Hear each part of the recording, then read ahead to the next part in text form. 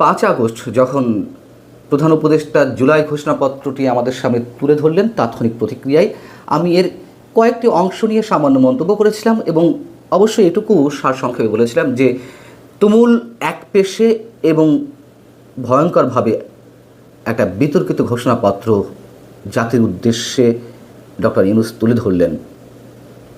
আমাদের জন্য এটি লজ্জার যে ব্রিটিশ সাংবাদিক ডেভিড বার্গম্যান, তাকে আমরা সবাই মোটামুটি চিনি জানি, তিনি যেভাবে এর প্রত্যেকটি দফা পুঙ্খানুপুঙ্খ বিশ্লেষণ করে আমাদের সামনে তুলে ধরলেন, আমাদের তেমন কেউই সেইভাবে সাহস নিয়ে অতি নিরপেক্ষতার সঙ্গে এইভাবে কেউ তুলে ধরতে পারেননি। এমনকি আমাদের সুশীল সমাজ, গণমাধ্যমে এটি নিয়ে তেমন কোনো আলোচনা হয়নি এবং তিনি মন্তব্য করেছেন বাংলাদেশের ইতিহাসকে কোন দিকে ডাইভার্ট করার চেষ্টা করছেন ডক্টর মোহাম্মদ ইউনূস। এমনকি এখনও পর্যন্ত তার যে ভাবমূর্তি অবশিষ্ট আছে, আগামী দিনে সেই ভাবমূর্তির কফিনে ডক্টর মোহাম্মদ ইউনূস নিজেই পেরেক ঠুকে দিলেন।